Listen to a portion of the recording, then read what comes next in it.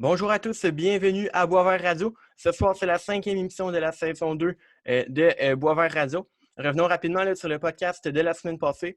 J'ai adoré de voir que le tennis s'intéresse beaucoup mon auditoire là, et les Québécois en général, puisque mon entretien avec Charlotte Hildebrand a été très visionné. Donc, je vous remercie tous.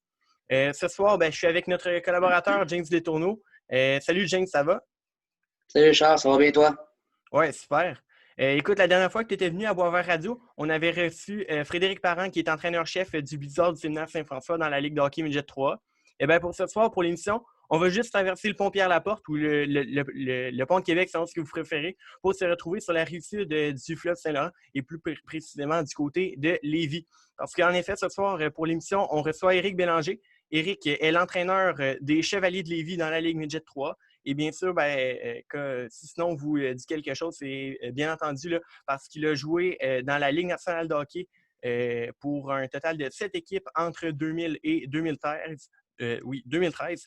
Et cumulant là, un total de 358 points en 820 matchs dans le circuit Bettman. Donc, c'est avec grand plaisir qu'on le reçoit ce soir à Boisvert Radio. Éric Bélanger, bienvenue à Boisvert Radio. Comment allez-vous? Ça va bien, vous autres, les boys? Oui, super. Oui, ça va bien, merci. On va commencer par parler là, du coaching et de vos débuts comme entraîneur. Vous avez annoncé là, votre retraite du hockey professionnel en 2013. Vous avez débuté comme coach là, quelques années plus tard. Comment est-ce que l'envie de devenir entraîneur, de vous convertir là, en tant qu'entraîneur après votre carrière de joueur, vous est-elle venu à l'esprit? Bien, c'est sûr que quand tu es joueur de hockey, tu joues dans la Ligue nationale un certain nombre d'années, tu commences vers la fin à penser ce que tu vas peut-être pouvoir faire quand tu vas accrocher les patins. Euh, Moi, c'était quelque chose que j'avais envie d'essayer, j'avais envie de faire. Puis, lorsque j'ai pris ma retraite, immédiatement l'année suivante, j'ai commencé à devenir entraîneur-chef pour les Panthers de la Floride, les Junior Panthers, comme on les appelait là-bas au calibre Bantam. Et puis, je suis revenu m'installer au Québec. J'ai commencé 3 ans avec le Séminaire Saint-François, un an Bantam et 2 ans Midget Espoir. Lors de ma dernière saison, on a remporté les honneurs de la Coupe Dodge. Et puis, je crois que dans mon cheminement, j'étais rendu à monter à une autre étape, à un autre niveau. Puis le poste d'entraîneur pour les Chevaliers de Lévis est devenu vacant, devenu disponible. Donc, j'ai appliqué immédiatement. On m'a fait confiance et puis j'entame ma deuxième saison. J'ai très hâte de voir s'il va en avoir une. Ouais. James, je te laisse poursuivre. Yes, parfait. Eric, on voulait savoir comment est-ce que tu te décrirais comme entraîneur au niveau hockey. Donc, quel genre de coach tu peux dire que tu es? Ben écoute, j'amène beaucoup d'expérience. J'en ai eu des très, très bons, d'autres un peu moins bons. Donc, j'essaie d'amener un petit peu des ingrédients de chacun des instructeurs que j'ai eus au courant de ma carrière.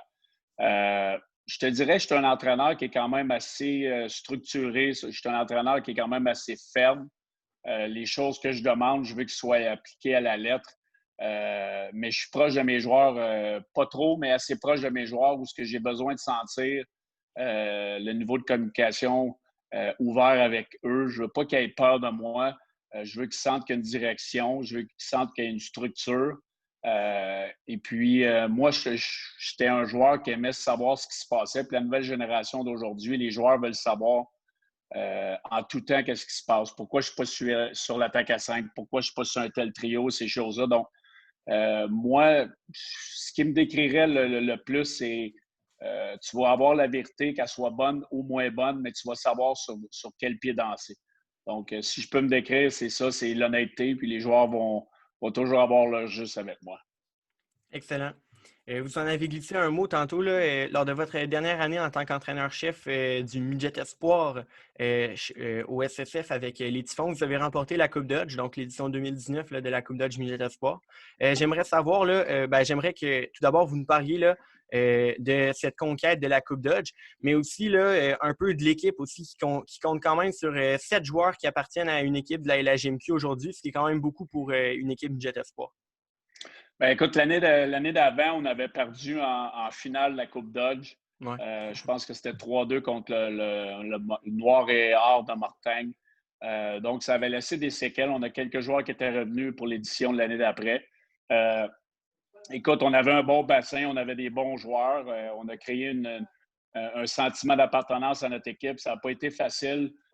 Les gens nous voyaient gagner depuis le début de la saison. Puis je te dirais que je pense qu'on était rendu au deuxième ou troisième match du tournoi à la Coupe Dodge. On était à 2 minutes de perdre, de se faire éliminer par une bonne équipe de Amos ou dans le coin de l'Abitibi. L'Abitibi, ouais. On était revenu, on avait égalisé le match pour gagner en supplémentaire ou en lancer de barrage, si ma mémoire ne me fait pas défaut, mais on était très près de se faire éliminer. Puis je pense que c'est peut-être l'étincelle qu'on avait besoin. À partir de ce moment-là, je le savais qu'il n'y avait rien qui pouvait nous arrêter. On était en mission, puis les leaders et les vétérans de l'équipe ont pris charge. Et puis, à partir de ce moment-là, on a pris confiance. On savait qu'il n'y avait rien qui pouvait nous arrêter. Puis, ça a été des moments extraordinaires qu'on va se rappeler pour le restant de nos jours. Puis les joueurs, chapeau aux joueurs, ils ont embarqué dans ce qu'on avait à leur vendre. Et puis, de gagner un tournoi aussi prestigieux à ce niveau-là, je pense que ça va nous laisser en contact là, pour longtemps. Puis, encore aujourd'hui, j'en entends parler souvent. Donc, ça a été des moments incroyables. Oui, c'est sûr, j'en doute pas. Good. En fait, pour terminer sur le coaching, Eric, on aimerait savoir tes objectifs futurs comme entraîneur dans les prochaines années. Où est-ce que tu te vois, là, en fait? Ben écoute, cette question-là m'est posée souvent lorsque je fais des entrevues. Je me revois un petit peu comme quand j'étais joueur, que ce soit lorsque j'ai joué au Midget 3 ou que j'ai été repêché par les Harfans de Beauport dans le junior majeur et puis après ça, dans la Ligue nationale par les Kings de Los Angeles. Je me ressens un petit peu comme ces années-là quand j'étais joueur. Puis je pense que je veux me rendre jusqu'à la Ligue nationale. C'est un de mes objectifs. Je n'ai pas été capable de remporter la Coupe Stanley comme joueur. Puis ça serait un rêve de la remporter comme entraîneur. Je pense que mes ambitions ont été là comme joueur, puis ils sont là comme entraîneur. En ce moment, je suis à la bonne place avec les Chevaliers de Lévis. On me fait confiance, l'organisation me fait confiance. On a un coaching staff qui est incroyable pour une équipe de midget 3A. Donc, pour le moment, je me plais à être à Québec. Moi, j'habite au Lac-Beauport, donc je suis capable de prendre mon auto et d'aller coacher à tous les jours sans avoir à déménager. Mais éventuellement, ce serait de monter dans le junior majeur et puis éventuellement me rendre à la Ligue nationale, c'est mon but. Ah, c'est bon. Parlons maintenant des Chevaliers 2020-2021. S'il y a une saison, là. Oui. Quel genre d'équipe les Chevaliers vont avoir cette saison? Quel genre d'équipe les partisans Lévis vont pouvoir voir lorsqu'ils vont venir voir les matchs des Chevaliers? Écoute, je pense... Oui, s'ils vont avoir le droit. Écoute, je pense les attentes sont quand même élevées. Il y a 2 ans aussi, la saison historique que les Chevaliers avaient connue. Moi, je suis arrivé, on avait connu un début de saison difficile avec une victoire sans défaite dans nos 6 premiers matchs. Après ça, je pense qu'on a été une des meilleures équipes du Midget 3. Puis je pense que dans les séries éliminatoires, on était vraiment sur une bonne lancée. Je pense qu'on avait de très bonnes chances de remporter la Coupe et aller à la Coupe TELUS par après. Mais l'histoire, on ne le saura jamais. Mais cette saison, je pense que la barre est haute. On veut finir le plus haut possible dans le classement. Je pense que cette saison, c'est différent parce qu'on va jouer beaucoup de matchs dans notre division. Donc, notre but premier, c'est de finir en tête de notre division, arriver confiant dans les séries éliminatoires s'il y en a. Mais on a une équipe là, qui est bâtie sur... je pense que notre niveau d'habileté est peut-être plus profond que l'année passée. On a beaucoup de bons joueurs offensifs à l'attaque. On va avoir 4 trios qui vont être capables de produire offensivement. À la défense, on a Larose qui a été une belle surprise, qui est revenu du camp junior majeur. Donc, lui, il a un but en tête, c'est de retourner jouer dans la LHJMQ. Nous, on est là pour l'aider à le développer, à pouvoir y retourner, mais on a quand même une bonne brigade défensive profonde avec 4 droitiers, 2 gauchers, dont 2 bons gardiens de but, là, à mon avis, qui vont être capables de se livrer une belle lutte là, soir après soir. Donc, j'aime ce que je vois depuis que l'équipe a été formée, là, après toutes les contraintes qu'on a eues. Ça fait 2 semaines là, qu'on pratique 4 fois par semaine. Donc, je vois des belles choses. On a une belle profondeur. J'ai vraiment hâte de voir ce que cette équipe-là va être capable de faire là, si la saison peut débuter. Parfait. Justement, là, vous avez parlé un peu là, de vos objectifs pour cette saison. Mais bien entendu, avant de fixer des objectifs, ben, comme vous l'avez mentionné, ça prend la formation de l'équipe, ça prend le camp d'entraînement. Et ben, le camp d'entraînement qu'on a eu cette saison a été un peu différent. J'aimerais savoir là, ce que vous avez pensé du camp d'entraînement, on va dire là, spécial COVID, avec aucune mise en échec et au lieu d'un match hors concours avec une équipe de 20 joueurs, ben, 2 matchs hors concours avec une équipe de 10 joueurs plus un gardien. Écoute, ça n'a pas été une situation idéale. On a fait ce qu'on avait à faire pour évaluer les joueurs du mieux qu'on pouvait. On a quand même eu un certain nombre de pratiques qui nous a donné une bonne lecture sur les joueurs. On a été capable de faire des drills qui nous ont démontré le caractère de certains joueurs avec quand même les restrictions qu'on avait. Peut-être que des joueurs qui diront ben moi, je n'ai pas été évalué sur mes forces, qui étaient peut-être le jeu physique, les mises en échec et ces choses-là, mais je pense que l'évaluation qu'on a eue avec les matchs, on a fait ce qu'on avait à faire pour regarder chacun des détails là, par rapport aux joueurs qui prennent part à notre édition 2020-2021. Puis, on a été capable d'avoir assez de choses pour être capable de prendre des bonnes décisions. Ouais, en plus, mauvaise nouvelle, on a appris vendredi qu'il y a eu l'annulation de plusieurs matchs hors concours à l'horaire, dont ceux des Chevaliers là, qui étaient supposés jouer là, à Rivière-du-Loup, si je ne me trompe pas, en raison de la COVID-19, en fait, à l'école Pointe-Lévis. Comment tu as vécu la situation comme entraîneur de vendredi? Ben écoute, vendredi, on était tous excités. On sait que on a été arrêtés pendant 2 semaines là, par le gouvernement, par le ministre d'Éducation.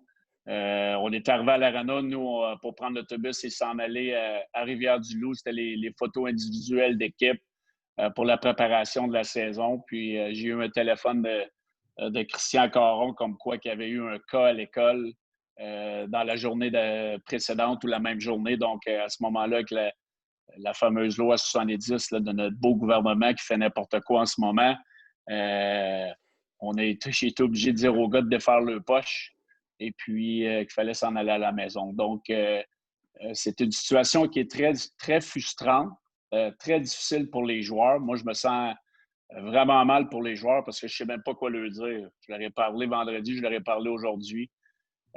J'ai aucune réponse pour eux autres. Je pense qu'en ce moment, on fait, là, comme j'ai mentionné, on fait n'importe quoi. On ne sait pas où on s'en va avec le gouvernement. On n'est pas capable de donner des guidelines à nos joueurs. On ne sait pas si on va avoir un début de saison. Donc, nous, tout ce qu'on a à faire aujourd'hui, lorsque j'ai parlé à mes joueurs, l'entretien que j'ai eu, c'est « Hey, les boys, nous, on a un job à faire comme équipe, c'est se préparer du mieux qu'on peut au cas où que la saison commence le 16 octobre. On n'a pas de contrôle sur ce que le gouvernement fait en ce moment. Nous, ce qu'on doit faire, c'est compétitionner dans les pratiques. J'ai rencontré le groupe de leaders aujourd'hui. Je leur ai demandé comment ils se sentaient et puis essayer d'amener un petit peu de fun à la pratique sans être trop relax parce que si la saison part le 16, c'est pas un interrupteur qu'on va mettre à on lorsque la saison va commencer. Donc, je vais avoir une certaine base de compétition durant les pratiques. Puis je pense que depuis la semaine passée, cette semaine, le plan en place, là, les gars ont l'air à l'accepter, à avoir du fun, mais ils travaillent très fort puis ils compétitionnent. On a créé deux équipes. Là. On fait beaucoup de drills individuels, des drills de bataille, mais d'un autre côté, on fait des matchs aussi où il y a des points à gagner. Puis jusqu'à présent, les joueurs ont bien répondu. Ouais, parlant de leader, capitaine Dylan Champagne, qui était là l'an dernier, a quitté pour la LHJMQ avec le titan de Cadiz. Donc, cette saison, c'est vacant pour le moment. Est-ce qu'il y a des options d'envisager de ton côté dans le vestiaire pour les Chevaliers pour cette saison? Le capitaine et les assistants ont déjà été choisis. Le capitaine va être Jacques Mathieu. Les assistants vont être Philippe Larose, Alexis Côté et Nathan Morin, qui vont avoir un A en permanence sur le chandail. Donc, cette saison, je te dirais que c'est un petit peu plus évident que l'année passée. L'année passée, on s'est creusé la tête un petit peu plus longtemps. Mais cette saison, le portrait était dessiné un petit peu plus tôt. Donc, on est vraiment content pour ces gars-là. Puis, c'est un petit peu le pont entre le vestiaire de l'entraîneur, le bureau de l'entraîneur et le vestiaire des joueurs. Puis, comme je disais au début de l'entrevue, la communication avec ces gars-là. Aujourd'hui, je les ai rencontrés. Je veux savoir comment ils se sentaient. Je veux qu'ils soient capables de venir nous voir en tout temps s'il y a quelque chose qui cloche. Puis on est bien contents pour eux. Ah, c'est le J'aimerais fun. qu'on... Écoute, Oui. dans le fond, c'est les mêmes gars qui étaient là l'an passé, mis à part Jérôme Nadeau. Ben, parfait, c'est bon. Ouais, James voulait avoir une réponse là, pour le poste de capitaine. Il ne savait pas encore. Il se demandait si vous alliez donner des noms avant l'entrevue. Puis là, ben, il est bien content en ce moment, ça se voit. Ben ouais, c'est ça. Tu dis Jérôme Nadeau comme assistant ou Nathan? Non, j'ai bien dit Nathan Non, Morin, mais c'est ça. Alexis Côté. C'est OK. le seul, dans le fond, qu'il n'y a pas eu de lettre sur le gelé, c'est qui est de retour. En fait, je pense que c'est Nadeau. Les autres, c'est tous Oui, des joueurs qui étaient là l'an passé. Là. exactement. Ouais.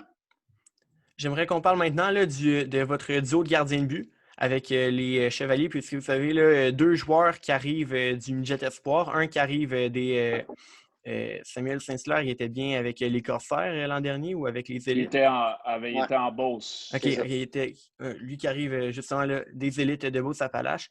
Et aussi ben, Olivier Frenette qui arrive de la structure Blizzard. J'aimerais que vous me parliez de votre duo de gardiens. Écoute, pour Saint-Hilaire, c'est un gardien qu'on avait aimé l'année passée. Je pense qu'il avait besoin de millage, il avait besoin de prendre un petit peu de confiance à aller garder des matchs avec une bonne équipe, avec les élites de Beauce-Appalaches. Je pense qu'ils ont eu une super de belle saison. Il est arrivé, il avait pris du poids, il avait grandi. Je pense qu'il était plus prêt cette saison. Au début du camp, on l'a trouvé très, très bon. Donc, pour nous, c'est un gardien qui a fait sa place. On avait quand même beaucoup de gardiens cette année, les Bégins, les Dulac, les Boucher, Boucher et Poulain qui étaient 2-15 ans. Ce sont des gardiens qu'on a gardés longtemps. Mais je pense que pour leur développement, c'était mieux qu'ils retournent dans le Midget Espoir pour avoir du temps de qualité comme gardien de 15 ans. Puis moi, j'avais eu Olivier Frenette au Jeux du Québec lorsque j'étais entraîneur du SSF là, au Midget Espoir à ce temps-là. Puis c'est un gardien que j'avais aimé. C'est un gardien qui a une bonne attitude. Je pense qu'il méritait d'avoir une chance de garder les buts dans le Midget 3. Puis depuis qu'on est allé chercher, on voit vraiment une belle éthique de travail durant les pratiques. C'est un gardien qui est quand même... il veut apprendre, il veut garder les buts. Puis je pense qu'on va avoir une belle compétition entre les deux. Je pense qu'on a 2 gardiens qui peuvent nous donner une chance de gagner à tous les soirs. Parfait. J'aimerais maintenant là, qu'on parle, bien entendu, là, de votre carrière dans la Ligue nationale de hockey. Parce que, veux pas, vous avez quand même joué 13 ans dans la Ligue nationale comme joueur. C'est quand même assez impressionnant. Après, là, quelques années maintenant, depuis que vous avez pris officiellement votre retraite, là, quel bilan global est-ce que vous tirez de vos 13 ans passés dans la Ligue nationale? Ben écoute, moi j'ai eu une carrière junior majeure qui a quand même été très, très plaisante. 2 ans et demi avec les Harfans de Beauport, une demi-saison avec l'Océanique de Rimouski. La première année dans la Ligue junior majeure du Québec pour Vincent Lecavalier. J'ai côtoyé de très bons entraîneurs, Joe Canale, Alain Vigneault, Gaston Tarien, qui était avec l'Océanique à cette époque. Être repêché dans la Ligue nationale en 4e ronde par les Kings était un rêve d'enfance. J'ai toujours voulu faire un joueur de hockey. J'ai réussi à être repêché par les Kings, une équipe que je n'avais pas vraiment eu d'entretien à cette époque-là. J'ai quand même eu 3 ans là, dans la ligne américaine, des blessures à travers tout ça, des hauts et beaucoup de bas. Je me suis questionné si j'avais ce qu'il fallait pour continuer, si j'avais le vouloir pour continuer. Puis j'avais quand même juste un but en tête, c'était de prouver à tout le monde que je pouvais jouer dans la Ligue nationale. Puis en 2000, là, j'ai eu ma chance là, avec les Kings de Los Angeles. Puis ça a été une première année extraordinaire là, dans la Ligue nationale. Parfait. Comme Charles l'a dit tantôt, 7 équipes différentes dans le parcours que vous avez eu là, dans la Ligue nationale. Comment avez-vous vécu tous ces changements d'adresse dans votre carrière?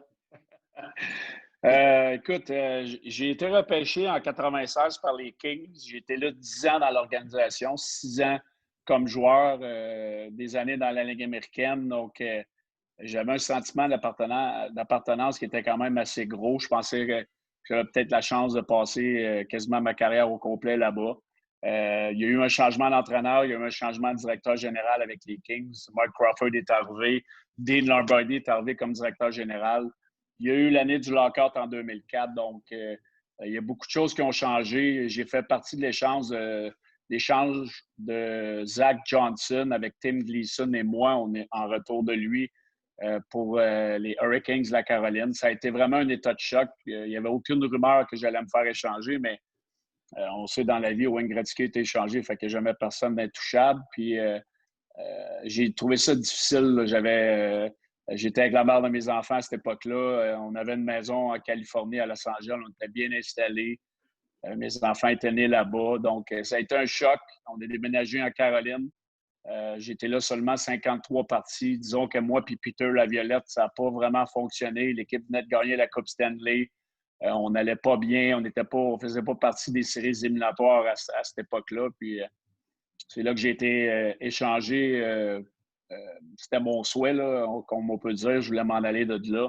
J'ai été échangé 24 heures à Nashville pour me retrouver avec les Thrashers d'Atlanta et Bob Hartley. Puis j'ai connu mes meilleurs moments offensifs là, de ma carrière avec Marian Hossa, Kovalchuk, Kozlov, Keith Tkachuk, Pascal Dupuis était là. On a vraiment une équipe le fun. Puis j'ai connu des bons moments pour après ça me faire échanger. Là. Pas me faire échanger, mais signer comme agent libre avec le Wild du Minnesota pour 3 ans.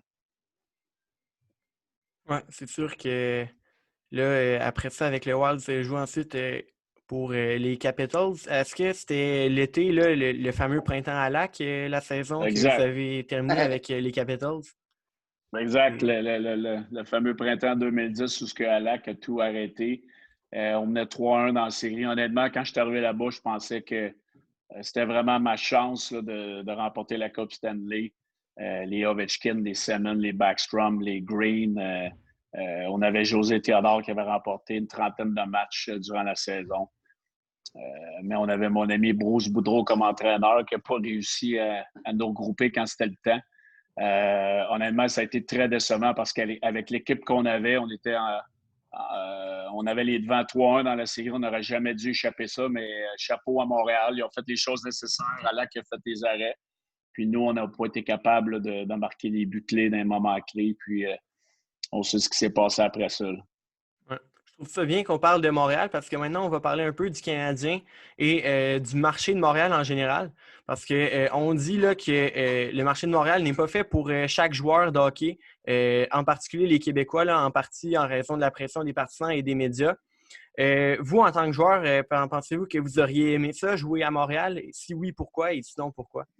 Moi, j'aurais été prêt à jouer à Montréal, peut-être à un certain stade dans ma carrière. C'est sûr que moi, j'ai passé 6 ans à Los Angeles, loin des projecteurs. Moi, les projecteurs, ça ne m'a jamais manqué. Cette attention-là médiatique, je ne l'ai jamais ressentie, je ne la voulais pas. C'est pas quelque chose qui me manquait. Sauf que d'un autre côté, à un certain stade dans ta carrière, tu es peut-être prêt à te rapprocher de la maison. Ma famille, mes enfants étaient plus vieux. Puis j'aurais aimé vivre le marché de jouer à Montréal comme Québécois. Mais d'un autre côté, on sait tous que c'est difficile. Là. On fait juste regarder un gars comme Jonathan Drouin. S'il ne performe pas à la hauteur des attentes des gens, on le ramasse sur la place publique. C'est très difficile. On a une pression additionnelle. Puis les joueurs, là, si vous dites qu'ils ne regardent pas les journaux et qu'ils n'en entendent pas parler, c'est des menteurs parce qu'on en entend parler, je vous garantis. Même à Los Angeles, moi, je n'entendais parler. Donc, Montréal, c'est pas pour tout le monde. Faut que tu aies la coin dure, comme on dit. Puis, mais oui, une certaine époque dans ma carrière, j'ai eu des pourparlers avec le Canadien, puis j'aurais été prêt à faire face à la musique. OK, excellent. Et en terminant, là, je vois qu'on a le temps. J'aimerais savoir, est-ce que vous auriez une anecdote intéressante là, à raconter à propos là, d'une expérience vécue dans votre carrière de joueur? J'en ai pas mal. Là. Écoute, ma première année à Los Angeles, c'est quand même des moments inoubliables que je vais avoir là, quand je fais un récapitulatif de ma carrière. Mon premier match en Ligue nationale, muté sur le premier trio des Kings avec Luc Robitaille, une idole d'enfance, Zygmunt Wow. Palffy à l'aile droite. Un but, 2 passes, première étoile de du match contre les Capitals de Washington pour mon premier match dans la Ligue nationale. C'était pas mal dur d'avoir un scénario un petit peu plus hollywoodien que ça. Donc, je te dirais qu'avec toutes les années d'efforts, j'étais finalement récompensé. Et puis, probablement, mon autre souvenir, là, c'est sûr que Luc Robitaille, les gens le connaissent, là, c'est un bout d'entrain. Ouais. On était beaucoup de Québécois, Yann Laperrière, Philippe Boucher, Stéphane Fizette, Luc Robitaille, Rob Blake était là-bas. On avait un vestiaire qui était très, très, très fort en leadership. On avait beaucoup de Québécois. J'ai resté chez Yann Laperrière pendant les 4 premiers mois de la saison avec les Kings, jusqu'à temps qu'on me dise de me prendre un appartement. Ces gars-là ont eu un impact incroyable sur ma carrière. Puis la première ronde des séries, on avait fini 7e dans notre division dans la conférence de l'Ouest. On affrontait les Red Wings de Détroit qui étaient pactés à cette époque-là avec les Yzerman, Datsyuk, Zetterberg, Lidstrom. Je pourrais l'en passer, là. Donc, nous, on est arrivés dans cette série-là où on n'était pas supposé le gagner. On perdait 2-0. On avait perdu les 2 premiers matchs au Joe Louis Arena contre les Wings. Tous les gens dans l'entour du hockey pensaient qu'on allait perdre en 4. On est revenu à Los Angeles. On a réussi, on perdait 3-0. Il restait une chose que je pense qu'il restait 5-6 minutes dans la 3e période. J'ai fait partie du premier but de la 3e période sur une passe. Je pense que c'était Luc qui avait marqué. On était revenu, puis j'avais marqué le but en supplémentaire en mes premières séries éliminatoires. Ça a été un moment incroyable encore aujourd'hui. J'en vois souvent là, lorsque la date arrive sur Twitter et les réseaux sociaux, je le vois passer. On était revenu, Adam Denmarsh avait marqué en supplémentaire le match numéro 4 et puis on avait remporté la série en 6. Donc, ça a été des moments incroyables. On avait perdu en 7 contre Colorado, la fameuse année que Raymond Bourque avait remporté la Coupe Stanley.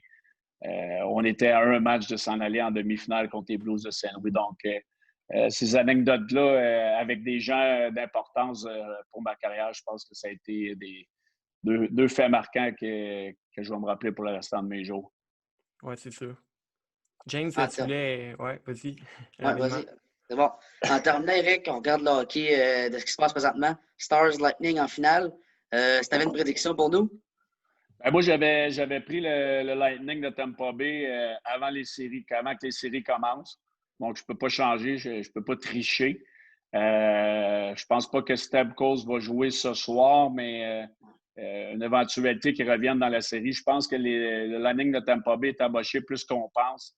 Un Brendan Point joue sur une jambe, à mon avis, mais écoute, j'aime la profondeur du Lightning, mais le conte de fées des Stars de Dallas avec un ancien de mes coéquipiers, Dubin dans le filet, mon ami du Minnesota. Un autre bout d'entrain, notre Russian Mafia, comme on l'appelait. Écoute, il était écœurant. Je suis content de voir les succès qu'il a. C'est un gars qui a toujours travaillé, qui avait une attitude exemplaire. Si Dallas gagne pour lui, je ne serais pas déçu, mais j'avais pris le Lightning. Good. Oh, ben, merci beaucoup, Eric, d'avoir accepté notre invitation.